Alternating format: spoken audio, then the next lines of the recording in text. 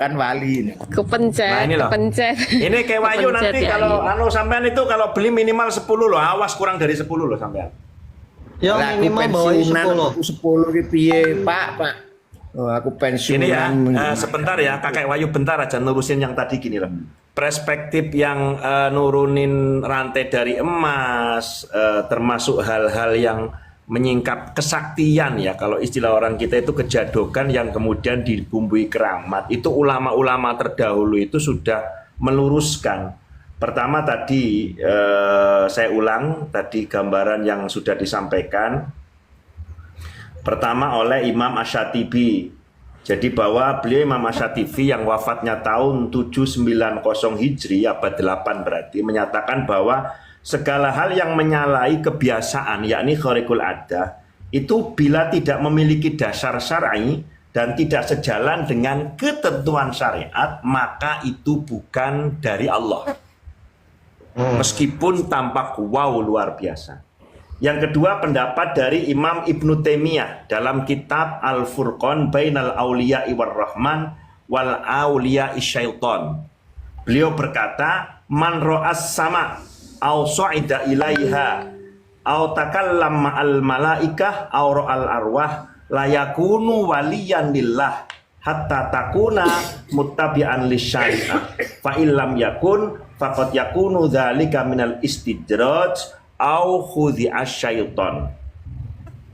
Orang yang langsung bisa melihat langit, zatnya langit, atau kemudian bisa naik ke langit, atau bisa berbicara dengan malaikat dan bisa melihat ruh, itu bukanlah bukti bahwa dia adalah wali Allah, kecuali jika dia adalah akan mengikuti syariat. Kalau tidak, maka hal tersebut bisa jadi itu adalah istidraj atau tipu daya syaitan. Keterangan Al-Furqan Bainal Auliya war Rahman wa Auliya Syaitan ada di halaman 50 dan 51. Selanjutnya menurut Imam An-Nawawi, beliau Imam An-Nawawi mengatakan bahwa laisatil karomah dalilan alal wilayah malam takun makrunatan bittiba'is syariah fa in khalafatis syariah falaisat karomah bal sikhrun au istidrajun au talbisun minasyaiton. Menurut Imam Nawawi,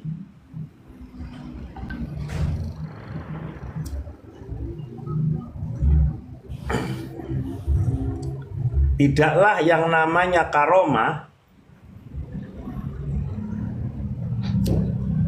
itu akan terjadi pada orang yang menyelihi syariat. Jika terjadi, maka itu bukanlah karomah, tetapi bisa jadi itu adalah sihir, istijrot, ataupun ilusi dari syaitan. Nah, kisah yang seperti tadi, yakni orang yang mengaku bisa terbang mengajak temannya naik awan dari langit satu ke langit yang lain, tidak ditopang dengan sanad sahih dan tidak bisa teruji secara nas dan rawan membentuk budaya kultus terhadap sosok tertentu hingga menormalisasi fenomena mistik sebagai tolak ukur kewalian. Nanti kalau dibiarkan anggapannya lek wali itu kudu jaduk menurut. Ini berbahaya. Iya. Padahal jelas diterangkan di Quran surat Yunus 6263, ala inna auliya Allah la khaufun alaihim wa la hum yahzanun alladzina amanu wa kanu yattaqun. Shadaqallahul adzim. Begitu, lanjut. Ya. Assalamualaikum Bang Muslim. Waalaikumsalam warahmatullahi. Assalamualaikum Kiai Syarif, Pak Siap. Wahyu.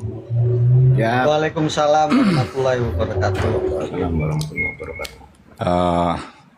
Saya berterima kasih lah kalau sama Kiai Syarif banyak memberikan keilmuan kepada kita, pemahaman kepada kita. Ada beberapa hal yang ingin saya dalami sebetulnya, karena kebetulan ada Yai Sarif yang memang menguasai ilmunya. Yang pertama gini Kiai, ketika kita Yai menyampaikan bahwa karomah itu harus dipandang berdasarkan dasar syari, maka kita bisa menggunakan dalam bahasa, katakanlah bahasa yang akademis gitu ya, kita bisa mengatakan bahwa ketika kita melihat karomah, maka kita harus melihat konteks, bukan hanya melihat perihal itu harihul ada atau bukan, tidak hanya melihat itu hal yang luar biasa atau tidak. Itu yang pertama. Benar nggak cara pandang seperti itu, bahwa kita harus melihat konteksnya, apa sebetulnya yang melatar belakangi, mengapa itu terjadi dan kemana arahnya. Itu yang pertama. Yang kedua, dari penjelasannya Kiai bahwa ada konsep bagaimana sesuatu yang luar biasa itu juga bisa datang dari syaitan lah, katakan demikian. Maka sebuah kesimpulan yang bisa muncul adalah bahwa Allah itu memberikan kuasa bukan hanya kepada manusia atau kita bicara tentang manusia ya, bahwa melakukan sesuatu yang luar biasa itu juga diberikan kepada syaitan. Nah, pendekatannya yang kedua itu, apakah itu benar? Berarti seperti itu kesimpulannya, bahwa syaitan juga bisa melakukan hal yang luar biasa. Kemudian yang ketiga yang ingin saya uji cara berpikir saya. Saya ingin menguji cara berpikir saya dan menanyakan kepada kiai yang lebih paham gitu ya. Bagi saya pribadi, ketika melihat sebuah cerita tentang karomah atau apalah, maka saya selalu, cara pandang saya itu mengatakannya begini. Apakah ketika saya mendengar ini kemudian bisa bermanfaat bagi saya secara pribadi untuk mendekatkan diri kepada Allah, untuk lebih mendekatkan diri gitu. Nah, dari dasar berpikir itu, maka kemudian saya lari ke konteks tadi. Contohnya seperti tadi, kita bicara tentang, oh ini ada cerita tentang rantai emas. Kalau kita bicara tentang konteks, maka dari ceramah yang disampaikan di VT-VT itu kan kelihatan tuh ceritanya. Bahwa ada seorang Habib yang meninggal, kemudian dia memiliki berapalah 13 anak, apa kemudian. Dan 13 anaknya itu kemudian katakan saling bercengkerama gitu, berembuk. Ini siapa nih yang mau ngelanjutin Habib ayah kita gitu. Lalu mereka mengadu karomahnya. Nah, saya melihat makna yang implisit, makna yang tersiratnya di dalam kisah itu justru seperti yang Kiai sampaikan. Ini Habib ini memandang karomah itu udah kayak sihir. Mereka memandang karomah itu bukan dalam pendekatan, oh kita mau mendekatkan diri kepada Allah karomah itu, tetapi lebih sebagai pertunjukan gitu. Lebih sebagai pertunjukan. Sama kisahnya seperti Nabi Musa berhadapan dengan penyihir, itu kan penyihirnya menunjukkan kesaktian-kesaktian. Nah, di situ konteks yang kalau bagi saya rantai emas itu justru menjelaskan kepada kita cara pandang Habib terhadap karomah, dan kita sebagai umat Islam ketika kita memiliki pemahaman bahwa dasarnya harus syari, harus sesuai dengan apa yang ketentuan-ketentuan di dalam agama kita, dan kita melihat kalau kemampuan itu dipertunjukkan, maka itu justru dekat dengan kesombongan gitu. Maka kemudian saya berpikir, wah ini udah nggak benar, cerita kayak begini udah nggak benar. Kok karomah ditonjol-tonjolin, dipamerkan, diuji-uji, diadu-adu, seakan-akan itu adalah sebuah kemampuan lomba sihir gitu. Nah, gimana Kiai? Iya, kan dan di dalam narasi yang di dalam narasi yang disampaikan kan jelas itu. Betul. Jelas sekali bahwa oh ini bisa menurunkan rantai emas. Terus nanti kakaknya bilang coba kamu lihat di atas. Ternyata kakaknya ada di atas lagi nurunin. Itu kan bentuk sebuah kesombongan kan. Kalau dari cerita seperti itu saja konteksnya bagi saya tuh udah keliru besar gitu. ketika kita mendapatkan sesuatu yang luar biasa, bagi manusia kan kita kenal ada mukjizat, karomah, lalu bagi manusia biasa apalah maunah segala macam. Bagi saya sendiri, saya sering mengalami hal-hal yang katakanlah bagi saya ajaib. Wah, ini saya udah nggak laku dagangan, terus saya mencoba untuk berzikir atau apa, tiba-tiba dapat gitu. Yang kayak gitu kan keajaiban bagi saya, mendekatkan diri kepada Allah gitu. Oh iya, berarti benar. Ketika kita mengalami kesulitan, kembalilah kepada Dia, maka kita akan bisa mendapatkan apa, katakanlah apa yang kemudian kita harapkan gitu. Tetapi balik lagi, dasarnya adalah kembali kepada Allah gitu, bukan kembali kepada manusia. Karena kan kalau orang dagang gitu misalnya kan kembalinya, waduh kok nih nggak ada yang beli ya, gimana caranya saya promosi, gimana saya caranya ini gitu. Tetapi ketika semua itu sudah dilakukan masih mandek, maka kembali kepada Allah itu kemudian menjadi pelajaran. Oh, saya salah nih, mestinya memang kembali kepada Allahnya itu yang di urutan pertama gitu kan. Nah, dengan cara berpikir seperti itu kan hal-hal yang kita anggap ajaib saja, kita bisa gunakan itu untuk mempertebal keimanan, bukan untuk menunjukkan kesombongan, bukan untuk menunjukkan wah ini saya bisa begini, saya bisa begitu. Saya kira kalau dari saya itu, saya minta tanggapan Kiai gimana cara berpikir seperti itu. Mungkin dengan seperti ini, kalau kita berdiskusi seperti ini, sehingga bisa memberikan sudut pandang yang lain lah kepada publik gitu. Makasih banyak Kiai. Boleh Kiai, sebelum Kiai aku dulu lah sedikit menanggapi, boleh nggak?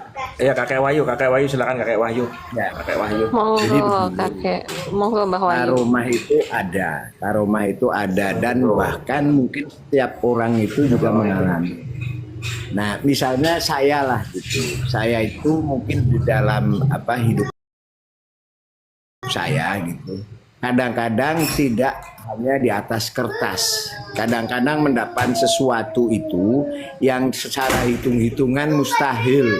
Tetapi ternyata aku dapatkan itu. Misalkan seperti itu. Ya banyak contohnya lah, tidak bisa satu persatu. Cuman kadang-kadang secara nalar, secara logika, saya tidak akan bisa mendapatkan itu dari hitung-hitungan kemampuan saya, kompetensi saya, itu nggak mungkin deh gitu. Tetapi ternyata saya dapat meraih itu gitu loh. Itu menurut saya ya karomah lah kan gitu, kayak keajaiban gitu. Dan kalau menurut saya para kabib itu sudah selesai. Mereka bukan karomah tapi kurafat. Karena saya sudah mengetes gitu. Karena saya orang awam ya saya ngetes. Saya menjadikan diri saya menjadi kelinci percobaan. Makanya saya menantang kalau memang mereka bisa memberi bala, bisa memberi laknat, bisa memberi santet. Silahkan melaknat, menyantet saya. Itu kan sudah 3 tahun yang lalu. Sampai sekarang saya ya tetap saja hidup gitu loh. Artinya bagi saya menurut itu bukan, tapi itu kurafat gitu. Kalau karomah berarti kan saya udah mati dari dulu, udah 3 tahun kok saya menantang seluruh habib di dunia gitu untuk memberi laknat kepada saya.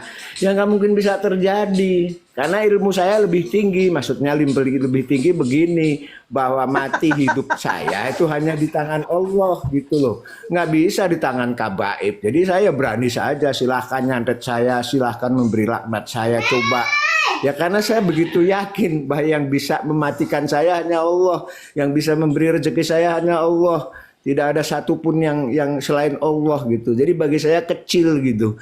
Jadi ternyata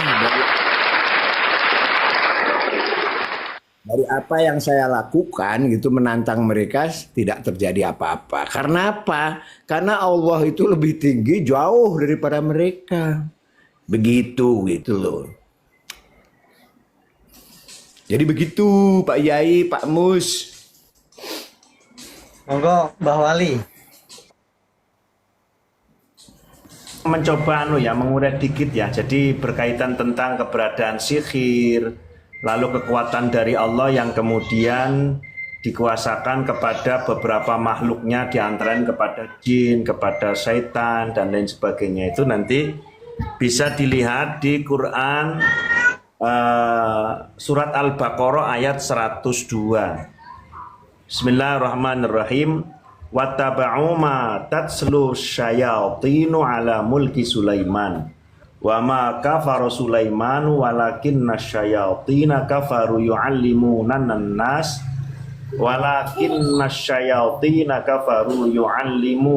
nas as-sihra wa ma unzila 'alal malakaini bi Babila Harut wa Marut wa ma yu'allimani min ahadin hatta yaqula innama nahnu fitnatun fala takfur fayata'allamuna minhuma ma yufarriquna bih bainal mar'i wa zawjih wa ma bidarrina bihi min ahadin illa biidnillah wa yata'allamuna ma yadurruhum wa la yanfa'uhum wa laqad alimu laman ishtarahu ma lahu fil akhirati min khalaq wala bi'sa ma syarabihi anfusahum law kanu ya'lamun. Arti terjemahan Indo yang simpel adalah dan mereka mengikuti apa yang dibaca oleh syaitan-syaitan pada masa kerajaan Sulaiman, sehingga mereka mengatakan bahwa Sulaiman itu adalah tukang sihir, padahal Sulaiman tidak kafir dan juga tidak mengerjakan sihir. Hanya syaitan-syaitanlah yang kafir yang mengerjakan sihir. Mereka juga mengajarkan sihir kepada manusia. Nah, ini di surat ini menjelaskan bahwa syaitan itu kasih kursus ilmu sihir kepada manusia gitu loh. Dan apa yang diturunkan kepada dua orang malaikat di negeri Babil, yakni Harut dan Marut. Sedang keduanya tidak mengajarkan sesuatu kepada seorang pun sebelum mengatakan sesungguhnya kami hanya cobaan bagimu dan sebab itu janganlah kamu kafir. Maka mereka mempelajari dari kedua malaikat itu apa yang disebut dengan sihir tersebut. Mereka dengan kekuatan sihirnya mampu membuat perceraian suami istri. Nah ini di Quran ada konteks sihir itu. Dan mereka itu dengan kekuatan ahli sihirnya tidak bisa memberi mudarat dan sihirnya kepada seorang pun kecuali atas izin Allah. Dan mereka mempelajari sesuatu yang tidak memberi keuntungan, bahkan memberi sesuatu yang tidak memberi mudarat kepadanya dan tidak memberi manfaat. Demi sesungguhnya mereka telah meyakini bahwa barang siapa yang menukarkan kitab Allah dengan sihir itu tiadalah baginya keuntungan di akhirat. Dan amat jahatlah perbuatan mereka menjual dirinya dengan sihir kalau mereka mengetahui. Jadi perspektif sihir ya, itu adalah upaya seseorang yang dilakukan terhadap orang lain untuk bagaimana memisahkan harmonisasi keluarga, membikin suasana menjadi tidak damai lagi, yang sehat dibikin sakit, yang senang dibikin susah, yang kaya dijadikan miskin. Jadi apa? Energi-energi negatif yang membuat objeknya itu menderita, kacau balau dan lain sebagainya, walaupun bisa jadi dengan doa-doa yang diambil dari ayat-ayat Al-Quran, tapi kalau tujuannya, motivasinya, nawaitunya untuk menghancurkan objek, maka itu tergolong upaya penggunaan Al-Quran dalam ranah sesuatu yang bersifat negatif. Pak Wali, Pak Wali dikit. Bentar, Dikit. Sabar. Dikit aja, tenang. Nah ini, bentar, dikit lagi. Nah ini tadi itu. Jadi kembali kepada yang tadi di Al-Baqarah 102 tadi, itu juga kemudian diperjelas, dipertegas oleh apa yang disampaikan oleh Imam An-Nawawi, Imam Syatibi, Imam Ibnu Taimiyah dan ulama-ulama yang lain bahwa perspektif kekuatan yang memang luar biasa kalau tidak berangkat dari Allah dan kembali kepada Allah, maka itu adalah sesuatu yang bisa dibilang khurafat ataupun merupakan istikhdamul jan.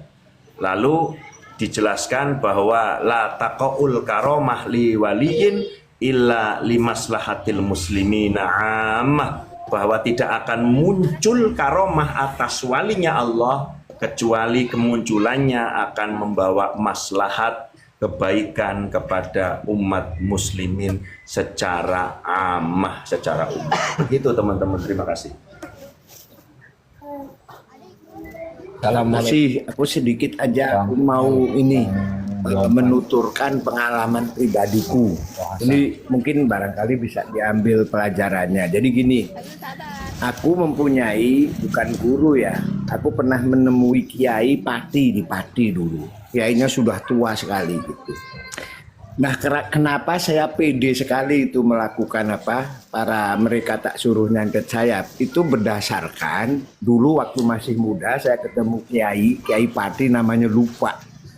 Dia mengatakan padaku, jadi makom kamu itu tidak seperti orang lain itu. Bahkan kamu kalau disantet itu nggak akan mempan gitu loh. Makanya aku berani nantang mereka gitu. Nah, artinya apa? Artinya aku yakin sekali gitu ya dengan apa yang dikatakan oleh kiai tersebut. Nah, kiai tersebut itu juga menguraikan kan kalau Allah tidak berkehendak itu tidak akan mungkin, dan kamu tuh frekuensinya seperti itu gitu loh. Karena kamu mempunyai keyakinan yang seperti itu bahwa semuanya dari Allah Subhanahu wa taala, maka kamu disantet pun tidak akan mempan gitu.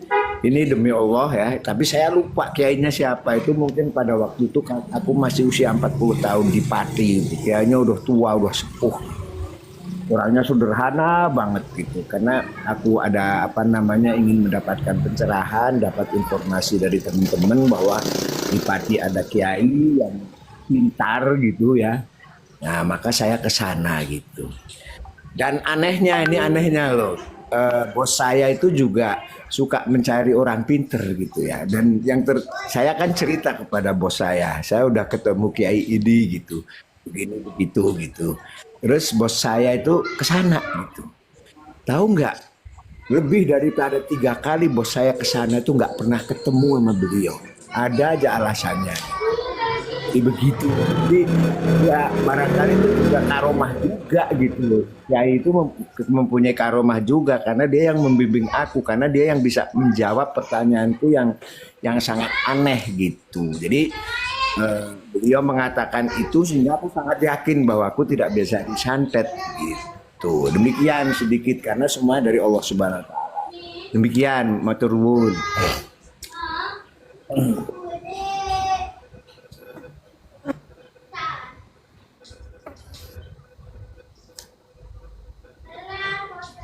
Pak Wali. Lanjut Mbak Wahyu, aku masih ngetik-ngetik, aku ngobrolnya hanya ketika diperlukan aja lah. Oh iya. Monggo yang lain. Mbak, saya itu lagi suka nulis-nulis Pak Wahyu. Doakan saya yang lebih muda dari panjenengan Pak Wahyu untuk hidupnya ke depan lebih bermanfaat. Saya mencoba mudah-mudahan paling tidak saya bisa atas kuasa Allah menerbitkan minimal 100 jilid buku, 100 judul buku minimal. Amin ya rabbal alamin. Insyaallah. Doanya Pak Wahyu. Nanti insya Allah kalau ada kesempatan saya ke Wonosobo juga, jadi, saya mau minta kopi jadi, sama rokok di rumahnya sampean. Tahun yang itu tadi harus ditulis, itu harus disebarkan gitu loh biar orang awam tahu gitu loh. Lah iya, makanya ini kan saya menghimpun potongan-potongan kecil yang saya temukan di kitab-kitab yang berbentuk fisik, atau saya mencoba searching di Google mana ada informasi-informasi baru kan kayak gitu. Saya kumpulin satu persatu, lalu saya konstruksi dalam bahasa Indonesia gitu, karena orang kan tidak bisa Arab gitu loh, jadi dengan bahasa Indonesia gitu, 2 kayak paling tidak gitu loh, versi Arab, versi Indonesia. Karena kalau orang seperti saya nggak akan ngerti kalau diterbitkan dalam bahasa Arab gitu, Pak Yai, Pak Wali Toto. Insya Allah buku pokoknya saya lah. juga mau dibuat format 3 bahasa, Pak Wahyu.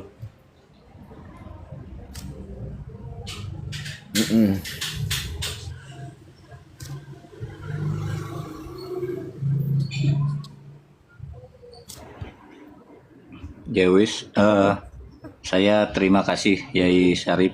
Siap Pak Mudah-mudahan Muslim. lancar Terima kasih. bukunya.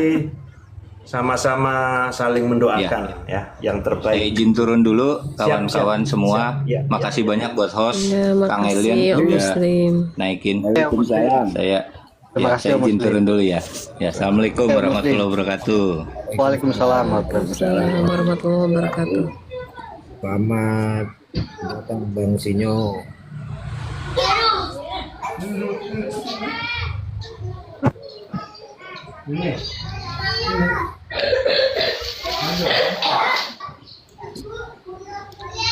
Oh, tamu yang baru datang itu Mas, disapa yang bertiga. Assalamualaikum El Fahru El Fahrozi. Assalamualaikum Mas Sinyo. Waalaikumsalam Assalamualaikum. warahmatullahi wabarakatuh. Toko Hasan Madura.